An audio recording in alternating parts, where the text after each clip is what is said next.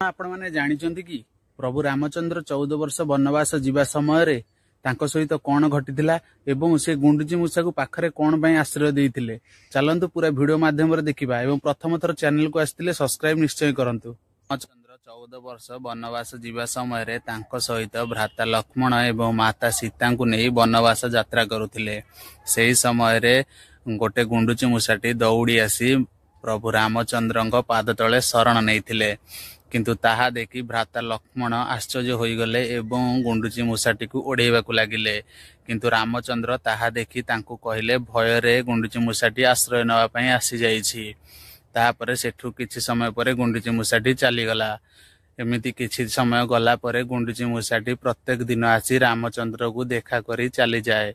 ताहा देखि माता सीता मनरे आसिला जे गुंडुची मूषाटी प्रत्येक दिन कौन पई आसुची ताहा भाभी तांको रोटी खाइबा पई सदाबेले गुंडुची मूषा को दबा आरंभ करिदेले एवं गुंडुची मूषाटी भी मनरे भाबिला जे मते एमाने होउचंदी सबुटु भल लोक एवं आकरी पाखरे मु आश्रय नेबी।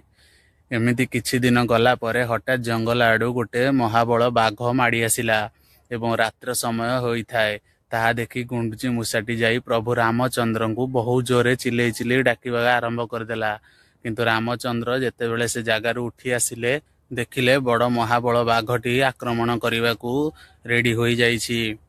ताहारी मध्यरे रामचंद्र एवं भ्राता लक्ष्मण मिसी बाघटी को घौड़ावा को लागिले एवं बाघटी से जगार चलीगला किंतु ता परदिन प्रभु रामचंद्र गुंडुची मूषा को गोटे शिक्षा देले जे तुमको आमे रखिथिबारु तमे आमर उपकार कल। यह कहि सारिला परे रामचंद्र समस्तंग पई गोटे वार्ता छाड़िले जे जदि जीवन रे किए कष्ट रे थिबा समय रे जे उपकार करिथाय समय आसिले सेही उपकार तार फल प्राप्ति होई थाए। हमको स्टोरी वीडियो अति भल लगी ताहले चैनल को निश्चय शेयर करिवे एवं कमेंट्स रे जय श्री राम निश्चय लिखिदेवे।